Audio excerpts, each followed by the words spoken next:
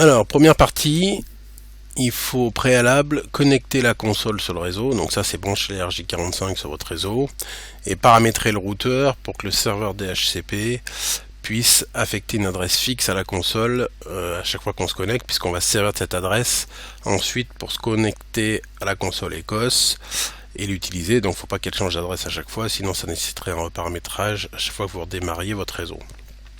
Donc pour éviter ça, il faut aller dans votre routeur. En l'occurrence, moi, c'est une Freebox. Ça peut être une Orange Box ou un routeur que vous avez installé. Et venir paramétrer l'adresse IP de la console dans le système. Donc premier point, aller sur la console et récupérer l'adresse IP. On est sur l'interface de la console ECOS 50200. On va aller dans les paramétrages, configuration 1. Il y a une petite icône qui s'appelle IP. Et là, on a l'adresse IP qui a été affectée à notre console par le serveur DHCP. Il serait tout à fait possible d'ailleurs de désactiver cette option serveur IP, DHCP et de lui affecter une adresse fixe. Le simple problème, c'est que s'il y a un serveur DHCP sur le réseau qui fonctionne et qui donne des adresses aux autres appareils, il y a toujours le risque qu'il y ait un conflit d'adresses à un moment donné sur le réseau. Donc pour éviter, je vous conseille de laisser activer le serveur DHCP et d'aller dans le routeur pour paramétrer une adresse fixe.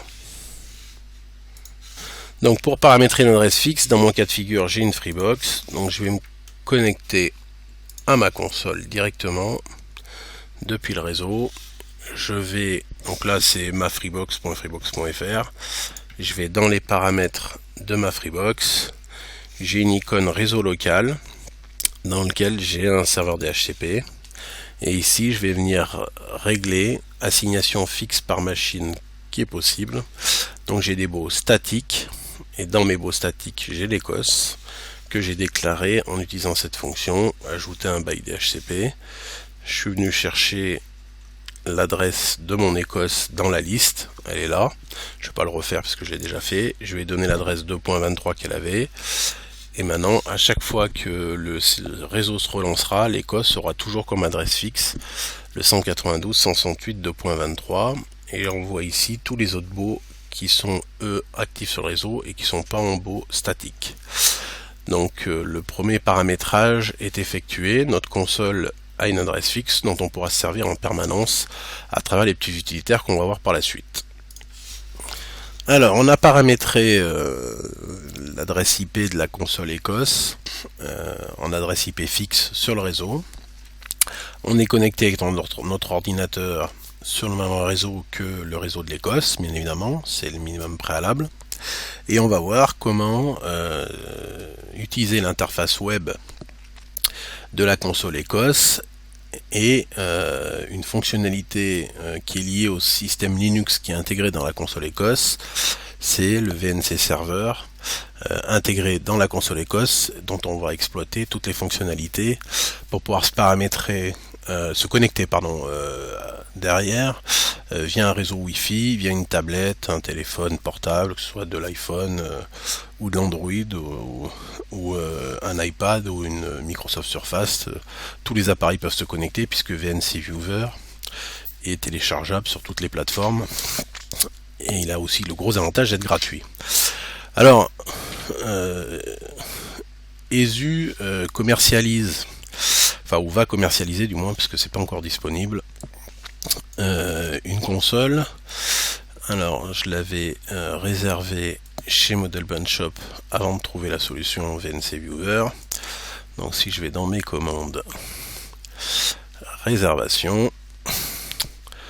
Donc elle devait sortir au mois de juillet, a priori il va y avoir un petit peu de décalage. Donc cette console, cette télécommande, elle a l'avantage d'avoir une molette, ce qu'on ne retrouvera pas bien dans l'interface ordinateur, mais elle a le gros désavantage de coûter assez cher puisqu'elle est à 282,95 €, enfin de moins 285,95 € et en prix fabricant elle est à 299,99 €, c'est-à-dire près de 300 € pour une simple connexion Wi-Fi. Alors ils vendent avec la télécommande un petit routeur Wi-Fi qui est installé sur le réseau, mais bon, si vous êtes connecté via une Freebox ou une Livebox, vous avez tous des réseaux Wi-Fi déjà préparamétrés dans vos accès internet, donc autant les exploiter. Alors pour accéder au serveur web de la console, il vous suffit dans un premier temps de venir taper l'adresse que vous avez paramétrée dans la console et on se retrouve sur la page web de la console qui va nous apporter un certain nombre d'informations et permettre un certain nombre d'actions que l'on va détailler point par point. Alors moi la première chose que je vous conseille, c'est de vous faire une petite icône de raccourci pour pouvoir accéder à la console assez facilement. Ça c'est relativement simple, il suffit de tirer cette petite icône sur votre barre de raccourci et vous allez créer cette petite icône Écosse sur laquelle on va retrouver. Donc dans la page info, on retrouve la version, bon moi c'est une Écosse, une 5200, donc c'est une version 2.0. Le software, c'est la dernière version du software pour savoir si vous êtes à jour ou pas. Le mode de connexion en IP, donc là c'est un serveur DHCP de ma Freebox qui donne une adresse fixe à la console qui est 192.168.2.23 tel qu'on l'a vu préalablement. La deuxième information, c'est les objets, c'est la possibilité de télécharger toutes les locomotives qui ont été paramétrées dans la console directement sous forme d'une feuille Excel. Et ça a l'avantage de permettre de garder une liste assez propre et à jour des locaux paramétrés dans la console avec les adresses des locaux. De la même façon, on peut télécharger tous les appareils de voix qui ont été préparamétrés. Avec là aussi les adresses des appareils de voix et de garder une liste à jour. Et pareil, si vous avez fait des routes dans la console, c'est pas mon cas. La troisième partie, c'est les locaux images, donc c'est la possibilité de paramétrer vos propres images dans la console. Donc pour ce faire, vous avez des adresses de pages d'images, donc il y en a, vous voyez qu'il y en a beaucoup. Moi j'utilise l'adresse 80 et 89. Donc là j'ai créé mes propres images en fichier GIF. Il faut mettre un fond gris, c'est une obligation, sinon la console vous refuse l'upload de l'image. Et il faut respecter une taille d'image bien évidemment quand vous décidez d'uploader une image sur la console. Donc quand vous sélectionnez un upload, il vient vous indiquer ici le type de locaux dans lequel ça va être rangé, le nom que vous souhaitez y mettre, et il vous informe que ça doit être un fichier en .bmp et pas GIF comme je viens de vous le dire, désolé, que la taille de l'image maximum elle est de 190 par 40 et qu'il faut qu'il y ait un fond gris qui respecte les valeurs des couleurs 182, 182, 182. Voilà, donc c'est un peu les constantes à respecter pour que vous arriviez à uploader dans votre console des fichiers d'images paramétrés de locomotive et pouvoir les afficher.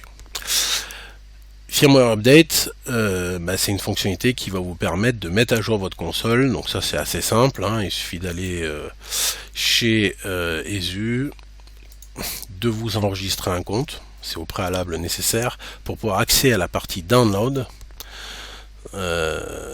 Software, et là on va aller dans l'Écosse Firmware et on voit que le dernier Firmware Update il est en 4.02, donc il suffit de le télécharger, retourner dans votre console, charger le fichier que vous avez téléchargé et laisser faire le système pour que la console se mette à jour. Ça permet d'avoir une console avec les dernières fonctionnalités en permanence. Le store configuration, il va vous permettre de faire une sauvegarde de votre console complète. Donc si je fais un store setting, il se connecte ici, on le voit sur la console. La console génère un fichier backup via le serveur web et donc il vous propose une sauvegarde. On l'a fait.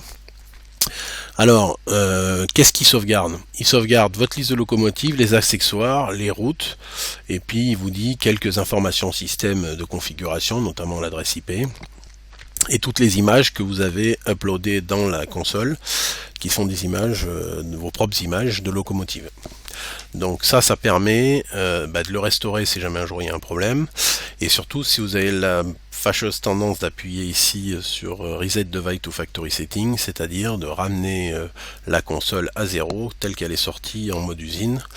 Donc c'est le gros désavantage de vous faire perdre tous vos paramétrages personnalisés, et vous pouvez ensuite les réintégrer dans la console via le restore configuration. Donc c'est une fonctionnalité assez utile. fonctionnalité que pour l'instant je n'ai jamais utilisée, mais je fais quand même des sauvegardes de temps en temps. On ne sait jamais si un jour le système plante et qu'il faut que je réintègre toutes mes images, j'ai pas envie de recommencer à zéro. Restart device, c'est la possibilité de redémarrer la console à distance, l'éteindre, tout simplement, turn off device. Et reset access code, c'est si jamais vous avez rentré un code d'accès sur votre console pour éviter que d'autres utilisateurs que vous y accèdent, vous avez la possibilité de le remettre à zéro si vous l'avez oublié. Show display in browser, c'est la partie qui va nous intéresser. Donc c'est la possibilité à travers votre browser d'avoir une page de commande de la console qui est limitée à la taille de votre browser puisqu'elle ne s'adapte pas. Donc on verra que par le petit outil que je vous propose, on peut adapter complètement l'image de la console à la taille de la fenêtre. Donc c'est intéressant. Et dans mon cas de figure, j'utilise Chrome. Chrome n'accepte plus les plugins Java depuis 2 ou 3 versions. Donc si je m'amuse à vouloir exécuter le plug, je crée un access control error, donc une erreur système qui m'empêche, j'ai beau cliquer, d'accéder à l'interface. Donc je vais fermer puisque c'est planté. Je relance Chrome. Et maintenant, on va passer donc à la partie accès au VNC serveur, puisque la console Ecos elle est sur un système Linux, donc elle intègre en natif un VNC serveur et on va utiliser cette fonctionnalité pour y accéder et contrôler la console. Alors pour ce faire, on va utiliser un petit outil qui est complètement gratuit, qui est VNC Viewer. Vous tapez VNC Viewer, vous avez la possibilité de downloader selon votre système d'exploitation, si c'est un Windows 7 32 bits ou un Windows 8 64 bits, toutes les fonctionnalités sont accessibles directement. On peut télécharger un exécutable directement ou un fichier zip. Fichier zip, ça permet d'aller plus vite parce qu'il est compressé, mais il faut après avoir un WinZip pour le décompresser. Donc vous prenez simplement l'exe, vous voyez qu'il fonctionne aussi bien sur macOS, Linux et d'autres OS. VNC Viewer, il est aussi présent dans l'Apple Store pour les iPhones ou sur le store d'Android. Il fonctionne très bien sur un iPad, sur une Microsoft Surface, enfin tous les types de consoles. On pourra récupérer cet outil gratuitement et l'installer sur la console pour pouvoir accéder à notre console. Donc on va downloader. On se retrouve avec une petite interface où il faut rentrer le nom, le téléphone, l'organisation, etc.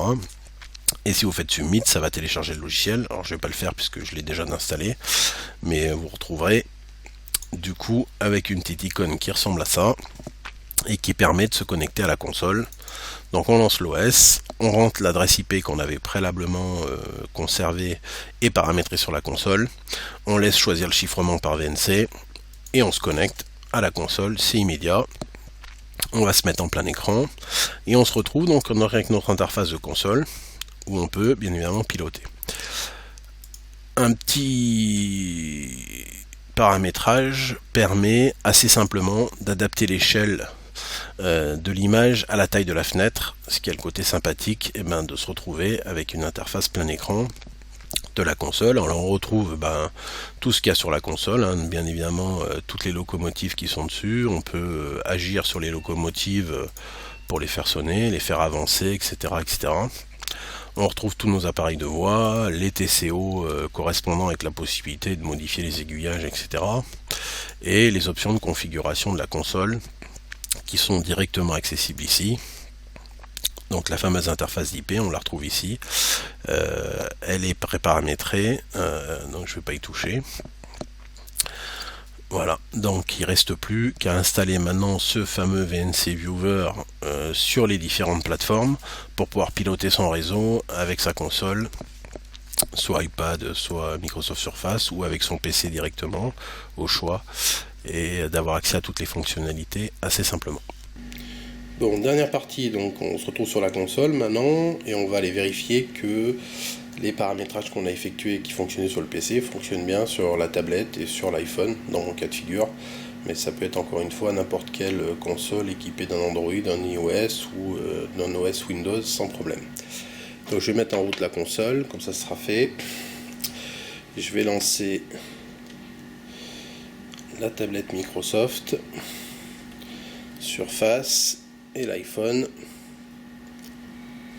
Voilà.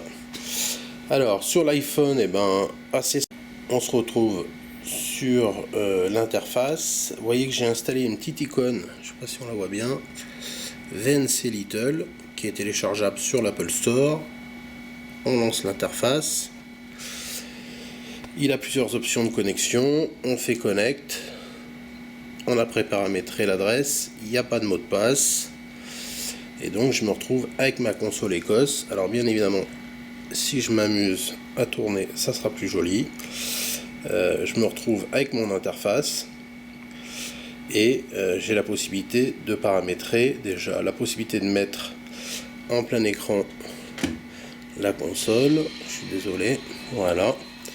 Et donc là je me retrouve avec la même interface que ma console sur mon iPhone et je peux me balader sur mon réseau sans problème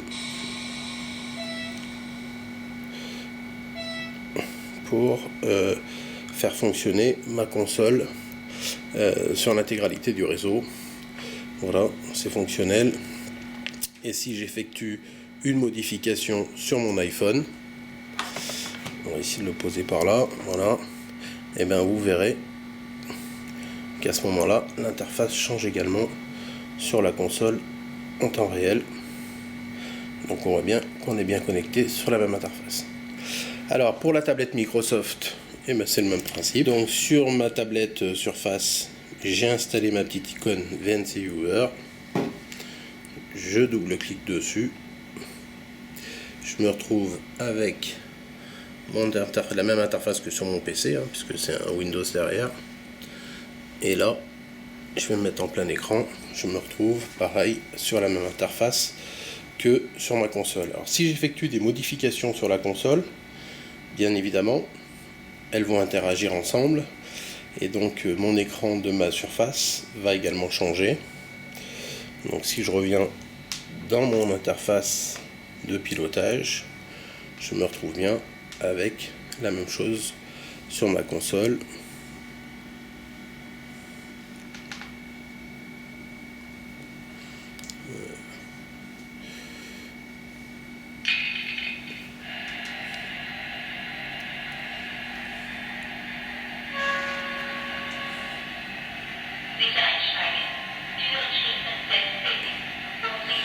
Voilà, on voit que tout fonctionne.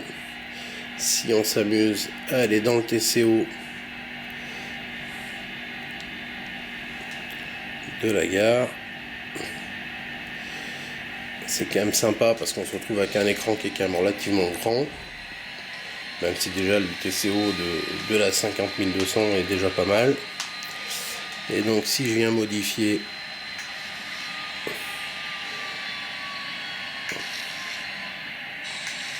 toutes les fonctionnalités sont bien actives, il n'y a aucun souci. Et ben voilà, donc le petit tuto est terminé, en espérant qu'il vous sera bien utile.